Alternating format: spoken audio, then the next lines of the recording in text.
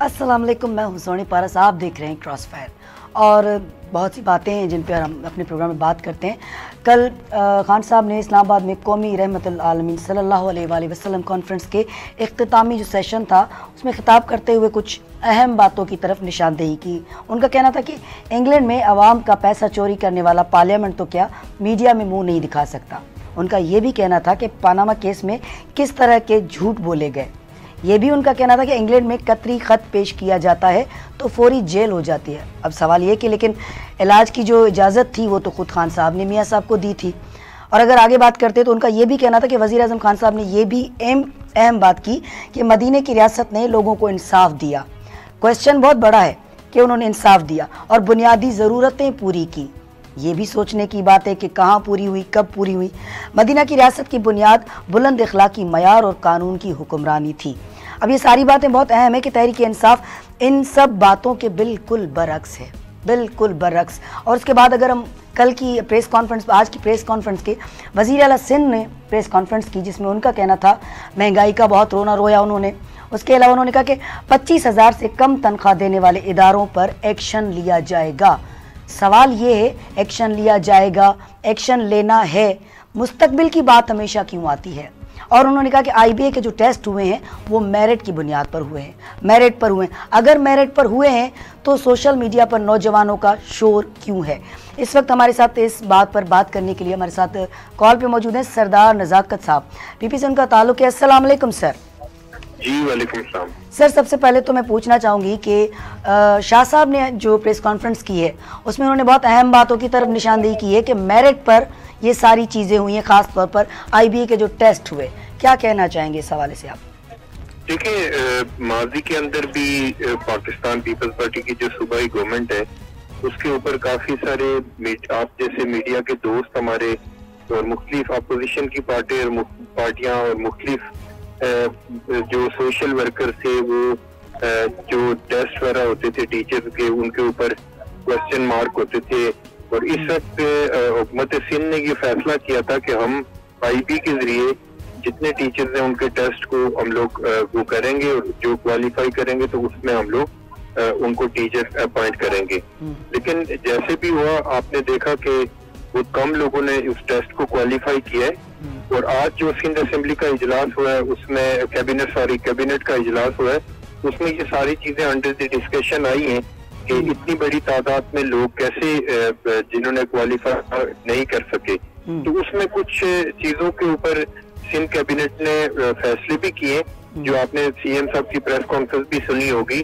तो इंशाल्लाह सीएम सिंध मुराद अली शाह साहब तो पाकिस्तान पीपल्स पार्टी के चेयरमैन बिलावल भुट्टो जरदारी का जो विजन है कि सिंध को हमने एक तरक्की याफ्ता सूबा बनाना है और हमने सिंध को एजुकेशन के हवाले से सबसे ज्यादा हमने काम करना है, क्योंकि जो हमारे कमजोर जो वीकनेसेस हैं हमारे सिंध गवर्नमेंट की जो डिपार्टमेंट्स हैं उसको बेहतर से बेहतर करने के लिए चेयरमैन पाकिस्तान पीपल्स पार्टी बिलावल भुट्टो जरदारी पुरअज़्म है।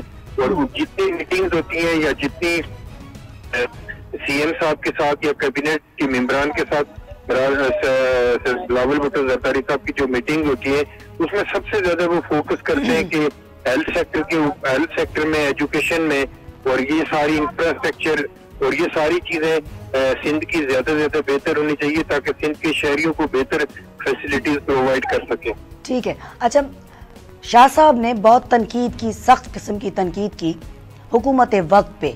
तो मैं ये पूछना चाहूँगी कि फिर हमारी जो ये सिंध हुकूमत है, क्या लगता है उन्होंने सिंध में क्या किया है? दूसरों पर तनकीद तो करना बहुत आसान होता है, आराम से हम कर लेते हैं। देखिए मैडम, बात यह कि सूबाई हुकूमत ने जो कंट्रीब्यूशन सूबे को दिया है, जो आप अगर पिछले साल की यूएनडीपी की रिपोर्ट उठा के देख लें तो उसमें यूएनडीपी की जो रिपोर्ट है उसमें सबसे ज्यादा सिंध सूबे को क्रेडिट दिया कि सिंध सूबे ने हेल्थ सेक्टर में सबसे ज्यादा काम किया है। और अगर आप मैं आपको 2-3 मिसालें दे दूं, मैं सिर्फ एनआईसीवीडी की बात नहीं करूंगा, मैं ट्रॉमा सेंटर की बात नहीं करूंगा, बल्कि जो government institute of liver transplant है वो दुनिया का अपनी नोयत का एक ऐसा हॉस्पिटल है जिसमें पूरे पाकिस्तान से, पाकिस्तान के चारों सूबे, गिलगित बल्तिस्तान, फाटा और आजाद कश्मीर के लोग आके यहाँ से गवर्नमेंट इंस्टीट्यूट से अपना इलाज करवाते हैं। मैं इंफ्रास्ट्रक्चर की अगर बात करूं तो अगर आप पिछले दिनों मेरा मिठी जाने का इत्तेफाक हुआ, जिस तरह की सड़कें बनी हुई हैं, जिस तरह इंफ्रास्ट्रक्चर हमारे सूबाई गवर्नमेंट ने पूरे सूबे के अंदर जो सड़कों के जाल बिछाए हैं और सारा शहरियों को फैसिलिटेट किया है, उसी बुनियाद के ऊपर सूबा सिंध के लोगों ने पीपल्स पार्टी की हुकूमत को अगेन एंड अगेन मैंडेट दिया और इंशाल्लाह हम पाकिस्तान पीपल्स पार्टी के चेयरमैन बिलावल भुट्टो जरदारी की क़यादत में सूबा सिंध की हुकूमत जो काम कर रही है और इंशाल्लाह आइंदा भी तो हम उम्मीद करते हैं कि कारकर्दगी की बुनियाद के ऊपर हमारे जो सूबा सिंध के लोग हैं कराची से लेकर कश्मीर तक इंशाल्लाह पाकिस्तान पीपल्स पार्टी के चेयरमैन को की वीएन को इंशाल्लाह वो वोट करेंगे और सूबाई हुकूमत की कारकर्दगी को वोट करेंगे और एक मरतबा फिर इंशाल्लाह सूबा सिंध के अंदर भारी एक्सेस से पाकिस्तान पीपल्स पार्टी कामयाब होने में कामयाब हो जाएगी। सर उम्मीद तो हम भी यही रखते हैं, जाहिर है उम्मीद हमारी शुरू से यही रही है क्योंकि इतने साल पीपल्स पार्टी ने हुकूमत की है। अच्छा, शाह साहब ने ट्रेनिंग्स की भी बात की है कि जो असातिज़ा हैं या जो मेरिट की बात उन्होंने की कि उनकी ट्रेनिंग करवाई जाएगी, तो उसका क्या मयार होगा, क्या तरीक़ेकार होगा, क्या प्रोसीजर होगा, किस तरह ये सिलसिला होगा सारा? देखिए, जो पूरी दुनिया के अंदर जिस तरह एजुकेशन के ऊपर फोकस किया जा रहा है और पूरी दुनिया के लोग एजुकेशन को फोकस कर रहे हैं और जो पूरी दुनिया में जो टीचिंग का मेथड है वो उसके तकाजे डिफरेंट हो चुके हैं। सूबा सिंध की हुकूमत और चीफ मिनिस्टर सिंध सैयद मुराद अली शाह साहब ये समझते हैं, पाकिस्तान पीपल्स पार्टी के चेयरमैन बिलावल भुट्टो जरदारी ये समझते हैं कि जिस तरह पूरी दुनिया के अंदर टीचर्स को न सिर्फ एजुकेशन के बेस के बल्कि उनकी स्किल और उनकी जो ट्रेनिंग है उसके ऊपर भी काम करने की जरूरत होती है। इसी तरह सूबा सिंध की गवर्नमेंट इंशाल्लाह न कि सिर्फ एजुकेशन जो एकेडमिक एजुकेशन है उसके ऊपर बल्कि ट्रेनिंग के ऊपर भी फोकस करेगी ताकि सिंध के अंदर जो लोग अगर टीचिंग स्टाफ में आते हैं तो वो बेहतर तरीके से सिंध के लोगों को एजुकेट कर सके।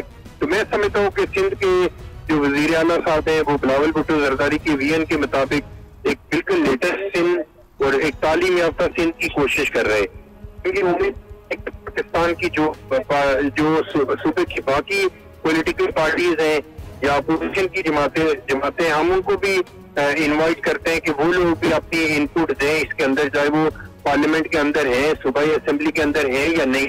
हम सबसे मशवरा लेते हैं और बगैर पॉइंट स्कोरिंग किए हम ये इनको आज भी इन्वाइट कर रहे हैं कि जो एजुकेशन को सूबा सिंध के अंदर बेहतरी के लिए अगर इनके पास पॉजिटिव सजेशन है तो वो सिंध गवर्नमेंट इनसे अपोजिशन से और बाकी जो पार्लियामेंट के बाहर पॉलिटिकल पार्टीज हैं उनसे भी हम लोग कंसल्ट करके बेहतर तरीके से सिंध के अंदर एजुकेशन को लाना चाह रहे हैं।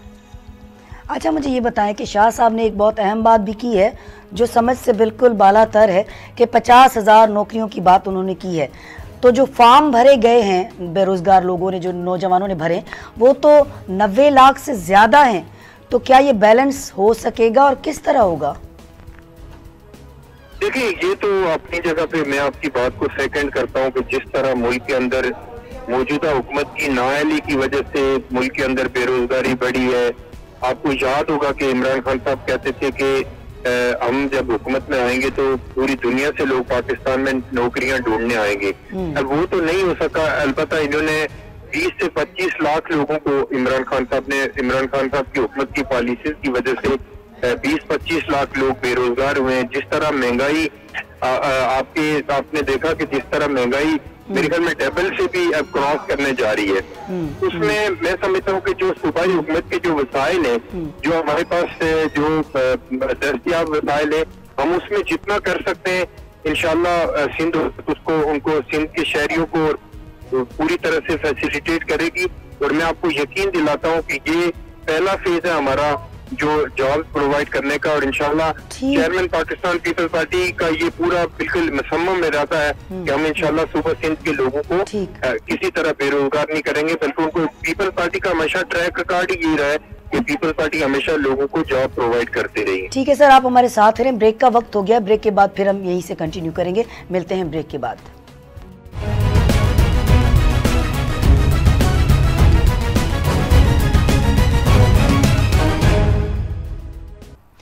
Welcome back. और बात कर रहे हैं कि जो कल खान साहब का जो बयान था और आज वज़ीर आला सिंध का जो बयान था उस हवाले से हम बात करें। सरदार नज़ाकत हमारे साथ कॉल पे मौजूद हैं। सर, मेरी आवाज़ आ रही है आपको? जी जी बिल्कुल आ रही है। अच्छा सर, मैं पूछना चाहूँगी कि खान साहब का कहना है कि हमारी हुकूमत में आवाम को सहूलत मिली है, सुकून से वो ज़िंदगी गुजार रहे हैं, घर मिले हैं, नौकरियां मिली हैं, और जो मदीना रियासत का कॉन्सेप्ट था वो भी हमने दिया है। तो क्या कहना चाहेंगे आप? देखिए, मैं एक चीज आपको बताऊं कि जब प्राइम मिनिस्टर पाकिस्तान जो सिलेक्ट प्राइम मिनिस्टर हैं, जो जब तकरीर करने के लिए मुंह खोलते हैं तो पूरा पाकिस्तान उनकी तकरीर के ऊपर हंसता है। कोई वजीर या इमरान खान जब भी मुंह खोलते हैं बेतुकी बात करते हैं, उनके पास किसी तरह की कोई नॉलेज नहीं होती, उनको आइडिया नहीं है कि पाकिस्तान के लोग जिस तरह खुदकुशियां कर रहे हैं, जिस तरह भूख अफलास बेरोजगारी की वजह से मर रहे हैं। काश के जो उनकी एहलिया साहिबा है जो हर चीज का उनको बताती हैं, उनको ये भी याद नहीं रहता कि हमारे मुल्क का प्राइम मिनिस्टर कौन है। इमरान खान को वो बताती है कि जी आप मुल्क के प्राइम मिनिस्टर हैं। काश के वो पीरनी साहिबा उनको ये भी बता दें कि मुल्क के अंदर इस तरह की महंगाई है।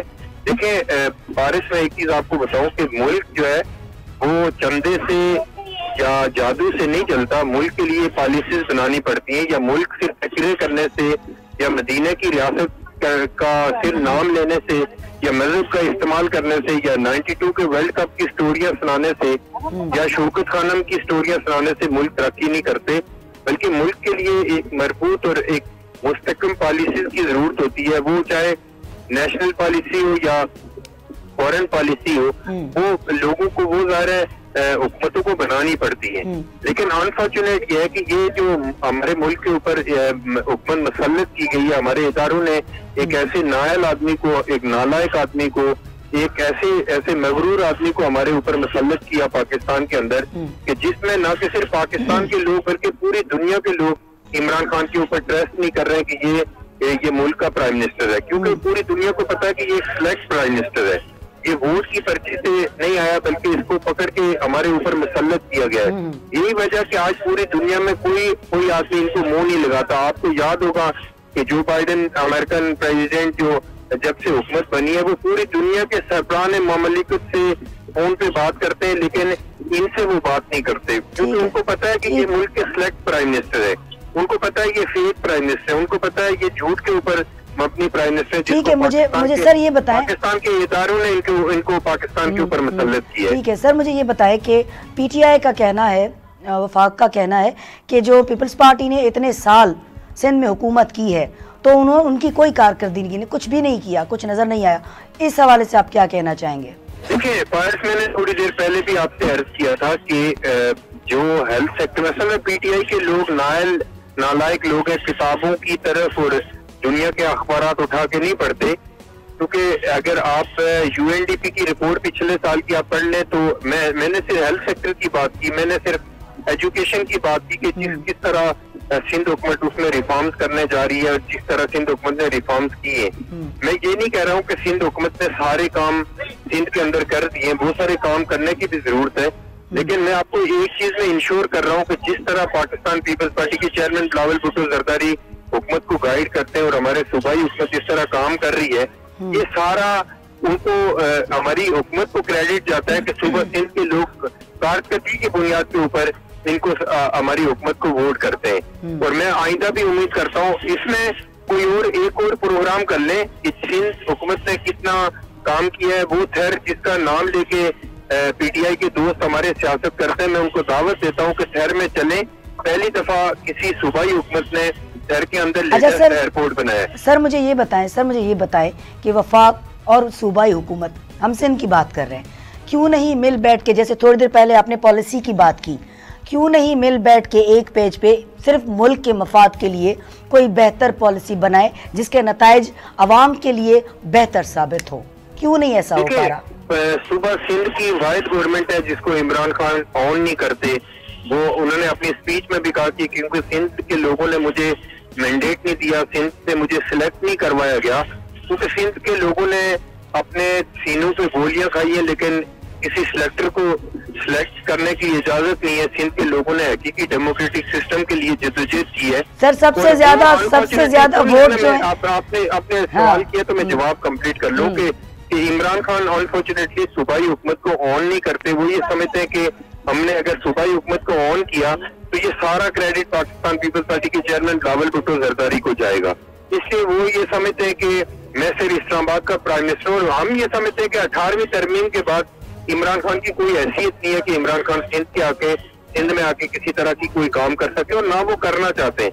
वो जस्ट एक विजिट के लिए कराची आते हैं, गवर्नर हाउस में एक क्लब के मेंबरान से मिलते हैं और वापस चले जाते हैं। और गवर्नर को ऐसा लगाया हुआ है कि वो हर तीसरे दिन कोई ऐसा, उसने लियाकत अली खान को कराची में शहीद करवा दिया, हालांकि पूरी दुनिया को पता है कि लियाकत अली खान को इस्लामाबाद में शहीद किया गया था। ठीक है सर, थैंक यू, आपने वक्त दिया, बहुत बहुत शुक्रिया आपका। और हर हुकूमत दूसरे लोगों पर तनकीद करती है, लेकिन आवाम माइनस होती है, ये बात हम हर बार करते हैं, जो कि बहुत ही क्रिटिकल सिचुएशन है कि अगर आवाम के जो हमारे हुक्मरान जो हैं वो एक दूसरे पर जब तनकीद करते हैं तो फिर आवाम किससे शिकायत करे या किससे बोले, ये बहुत अहम सवाल है। वक्त हो गया ब्रेक का, ब्रेक के बाद मिलते हैं।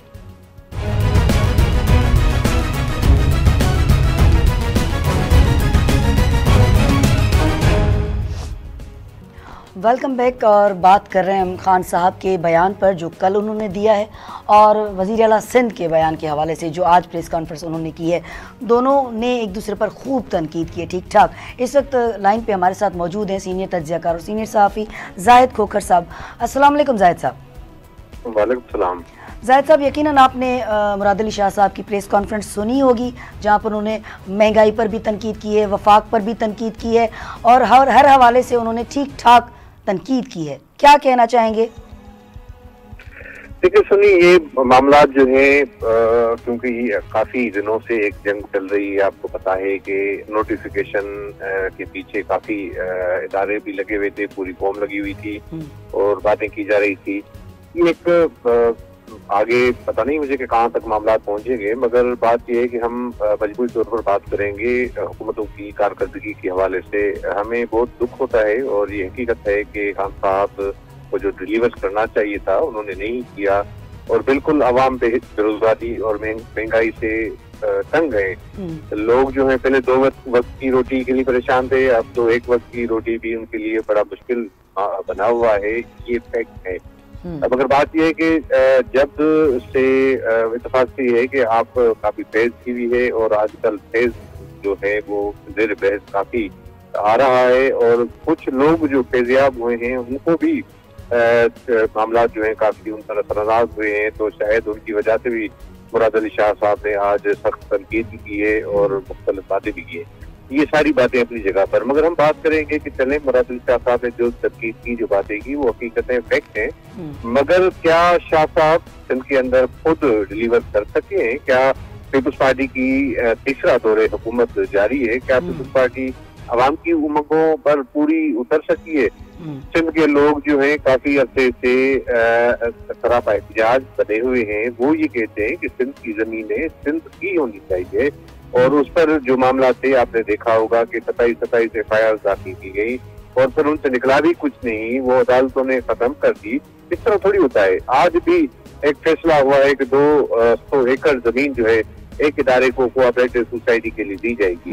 बात है कि सिंध की जमीनें इस तरह से नहीं देनी चाहिए ना। बात ये है कि लोगों का एतराज है कि हम अपनी धरती पे, हम अपनी सरजमीन पे अकलियत में तब्दील हो रहे हैं, हमारी जमीन है, इसके मालिक हम हैं। तो अगर इदारों के अंदर या लोगों के अंदर इस तरह से बंदरबाट होगी तो ये नहीं होना चाहिए। पैरा टाउन के खिलाफ जो जदोजहद जारी रही, जो लोगों ने एहतजाज किया, उस पर भी पीपल्स पार्टी का जो किरदार है वो इंतहाई मायूस कुन है, और इंतहाई जो उन्होंने किरदार अदा किया, जो पुलिस की जानिब से जो सपोर्ट की गई, जो मुकदमात दर्ज किए गए, ये तरह नहीं होनी चाहिए। जब आप कहते हैं कि हम जमहूरियत पसंद है तो एहतजाज करना जमहूरियत का हक है, अगर उसी किसी में कोई जलाव गिराव करता है तो बेशक आप उनके खिलाफ कार्रवाई भी करें, मगर इस तरह नहीं होना चाहिए कि इतनी FIR दाखिल करने लोगों को इस तरह सैकड़ों हजारों कारकुनों को। एग्जैक्टली। अच्छा जाहिद, मुझे ये बताएं कि खान साहब का कहना है कि इंसाफ होगा, ये मदीना रियासत है, इसमें इंसाफ होगा, वो चाहे कानून या चाहे कोई भी इदारा हो, इंसाफ हर हाल में होगा। तो इंसाफ क्या ये तकाजा नहीं करता कि पेंडोरा पेपर्स में जिन भी वज़रा के नाम आए हैं वफाकी, उनसे इस्तीफे लिए जाएं? क्या लिए गए? क्या इसको मदीना रियासत कहते हैं? क्या कहना चाहेंगे इस हवाले से? देखिए, खान साहब ने जो बातें की, जो उन्होंने वादे किए, जो मंजूर किया, उन्होंने जो कहा कि हम इस तरह से कर देंगे, जो के जो लोग हैं, उनकी जो काबीना है, उनके जो अहम साथी हैं, वो बातें करते थे, वो तो बिल्कुल उसके तो उलट हो गया। ये कभी भी इंसाफ आपने बात की कि उम्मीद, अब इसके बावजूद कौन सी उम्मीद आवाम करेंगे कि अब इंसाफ उनको मिलेगा। बस आवाम कहते हैं हमारी जान छूट जाए, बस अभी हमारी जो भी कुछ हुआ बस खुदा के वास्ते जान छोड़ी जाए। बात यह है कि जब कौल और फेल में तजाद हो, जब आपको पता ही नहीं है किसी चीज का कि करना क्या है, अगर आपको पता नहीं होगा तो कैसे करेंगे आप? तो ये मुश्किल बरला कौम पर आ गया है, और इख्तियार करने वाले भी लोगों को पता भी नहीं है कि हमें करना क्या है। पॉलिसीज बनानी होती हैं, अगर उनके पास कोई मुआशी माहिरी नहीं है, कोई टीम नहीं है, तो इस तरह से होता है। अगर आप, बात यह है कि आप नीयत भाई हम ईमानदार हैं, हम कुछ भी हैं, तो लोग सोशल मीडिया पे बातें कर रहे हैं, चले जी हमें अपने डाकू जो है मैं वापस दे दो खुदा के वास्ते, आप ईमानदार हैं, आप बस चले जाएं। वो डाकू हमारे लिए अच्छे थे, जो 2 वक्त की रोटी भी देते तो थे ना। तो ये मामला है, और पता नहीं मुल्क किस तरफ से। अच्छा जाहिद, क्या लगता है आपको, क्या लगता है कि अगर मुल्क के मफादात की बात करें, मुल्क की बात करें, तो उसके लिए अभी आपने पॉलिसी की बात की, तो उस पॉलिसी को बनाने के लिए कोई हिकमत अमली क्यों नहीं बनाई जा रही? सिर्फ एक दूसरे पर तनकीद क्यों की जा रही है? खान साहब ने भी कल सिंध हुकूमत पर तनकीद की, सिंध हुकूमत ने आज वफाक पर तनकीद की, तो पॉलिसीज़ क्यों नहीं बनाई जा रही? कुछ अच्छा, कुछ पॉजिटिव क्यों नहीं सोचा जा रहा? मेरे ख्याल से कि सारी बातें अपनी जगह पर, मगर अंपायर को नेक नीति के साथ किरदार अदा करना चाहिए, और जब तक वो खुद वाज़ेह तौर पर पॉलिसीज नहीं बनाएंगे, तब तक इस तरह से मुल्क चलता रहेगा। कोई कभी किस तरह से लोग आ जाते हैं, कभी किस तरह से आ जाते हैं। आप मुल्क के लिए, मुल्क की तरक्की के लिए, मुल्क सबका है, और गरीब आवाम जो है इसके जो पिस रहे हैं, महंगाई की चक्की में पिस रहे हैं, उनके इश्यूज को एड्रेस करने की जरूरत है।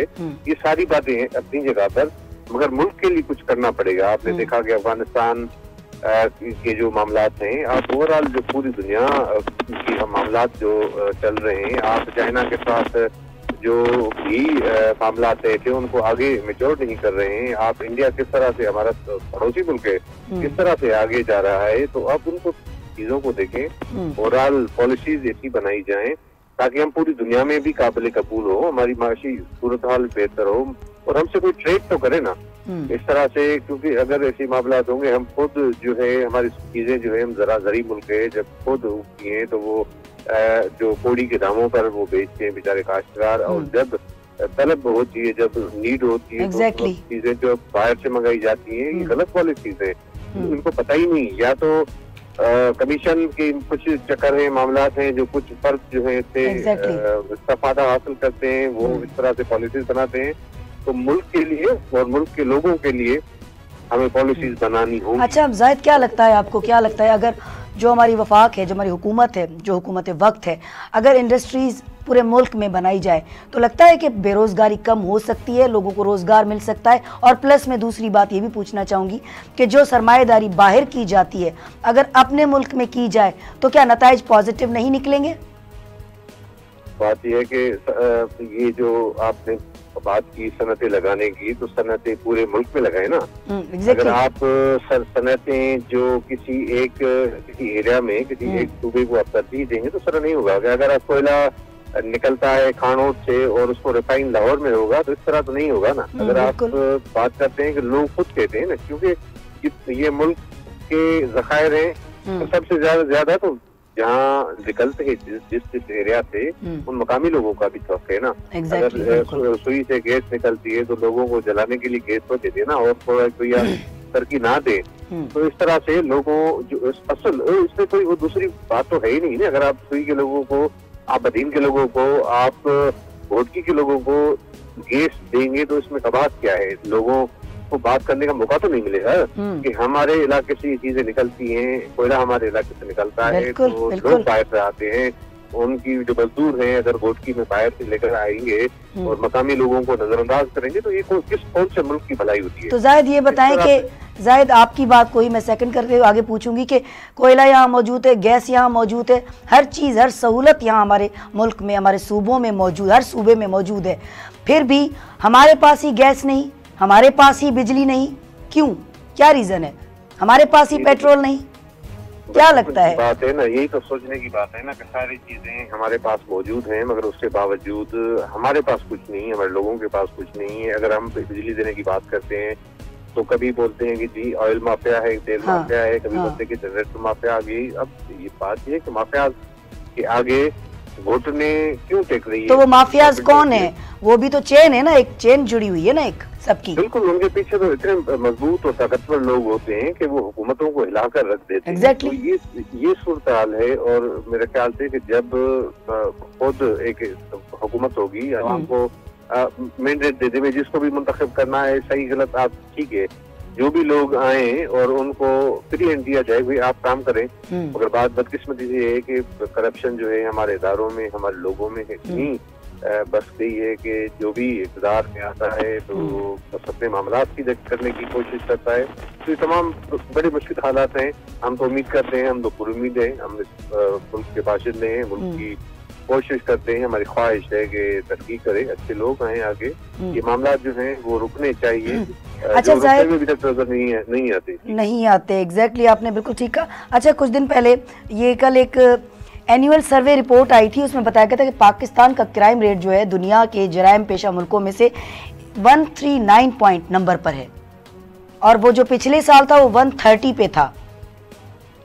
देखें, ये अगर आप भूख और अफलास बढ़ेगा तो ये खाना जंगी होगी, ये क्राइम इससे भी कहीं ज्यादा बढ़ जाएगा। आप लोगों की घर पे भूख होगी तो कुछ भी करेंगे वो, तो कौन रोकेगा? जाहिद, क्या लगता है बीइंग तज्जिया निगार रियासत, तो रियासत में तो खुद वो माँ होती है। रियासत को सोचना चाहिए। हुकूमतें तो आती हैं जो कि उनकी पॉलिसीज हो, रियासत को सोचना चाहिए। और रियासत माँ की तरह होती है, माँ की तरह रहना चाहिए रियासत को।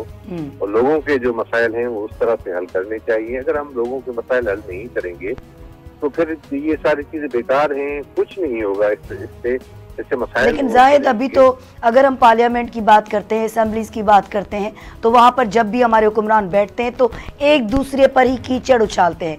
कभी भी हमने नहीं सुना कि अवाम के मसलों पर संजीदगी से डिस्कस किया गया हो या कोई नताइज निकाले गए हों। एक दूसरे पर ही तनकीद होती है। तो फिर कहाँ हमारे मुल्क के बारे में सोचा जाएगा, अवाम के बारे में, जराइम के बारे में, पेट्रोल के बारे में कहाँ सोचा जाएगा और कब सोचा जाएगा? बदकिस्मती है कि जिस तरह से जो पार्लियामेंट, जो सुप्रीम मुल्क का इदारा है, अगर उसमें लोग जिनकी वर्क नहीं होगी, उनको उनकी कैपेसिटी नहीं होती, उनको पता भी नहीं होता है कि पार्लियामेंट का तकद्दुस क्या होता है, उसका काम क्या होता है, तो लोग अगर इस तरह से आ जाएंगे तो वो अपने मयार के मुताबिक भी बातें करेंगे। और दूसरी बात यह है कि बदकिस्मती से संजीदगी से इन इश्यूज पर इनको एड्रेस कभी नहीं किया गया है। संजीदगी से, क्योंकि संजीदा लोग होंगे तो संजीदगी के साथ ही इश्यूज को डिस्कस करेंगे। हमारे पास तो इस तरह से अगर आप मैंडेट किसी का चोरी करेंगे या मैंडेट किसी को खरीद करने की इजाजत देंगे, लोग खरीद करते हैं यहाँ पर पाकिस्तान के अंदर, आपको भी पता है, हमें भी पता है, मैंडेट चोरी भी होता रहता है। बिल्कुल। तो आप इन चीजों को कवर करें और उसके बाद ऐसे लोग हों जो बिल्कुल मुल्क के साथ मुखलिस हों, उनको आगे आना चाहिए और मुल्क के लिए सोचना चाहिए, ऐसी पॉलिसीज बने। अच्छा, हर हवाले से जाहिद, आपने रिपोर्टिंग की है, आप तकरीबन पूरे सिंध में आपने विजिट भी किया है।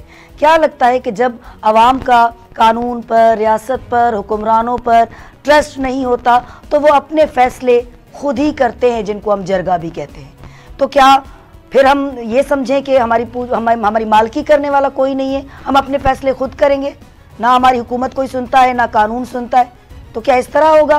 फैसले हमारे दरवाजों के सामने हम खुद ही करना शुरू कर देंगे? जी, बदकिस्मती से होता आ रहा है। आप देखते हैं कि हर किसी इलाके में लोग जो है क्राइम किस तरह से बढ़ता है। आप जो प्रोटेस्ट होते हैं और लोग जो है जो वायलेशन करते हैं, जो कानून को हाथ में उठाते हैं, यही रीजन एक होता है हमारे यहाँ। और पूरे मुल्क के अंदर अनारकी जब बढ़ जाती है तो इस तरह के मामला होते हैं। तो इसलिए हुकूमतों को सोचना चाहिए। और बदकिस्मती से हुकूमतें इस तरह नहीं सोचती। इस तरफ मेरिट की जो है वो जनाजा निकाला गया है। अभी आप IBA के जो टीचर्स के लिए टेस्ट ली गई थी, आप उसमें क्या है, हमें तो बड़ा अफसोस होता है कि IBA इदारा जो है खुद मशकूक है। आप इस तरह से किसी इदारे को कैसे आप पूरे सिंध के रिक्रूटमेंट के अख्तियार दे देते हैं आप, तो इसके हवाले से एक बिडिंग होनी चाहिए, सबको कंपटीशन होनी चाहिए ना। एग्जैक्टली पूरे जो भी मुल्क के अंदर ही काम करते हैं इस तरह से, तो उनको भी पार्टिसिपेट करना चाहिए। फिर आप समझिए कि कोई अगर बिल्कुल जाहिद, आपने बहुत ही काम की पॉइंट की तरफ जो है वो निशानदेही की। शुक्रिया, आपने वक्त दिया, अपना बहुत बहुत शुक्रिया।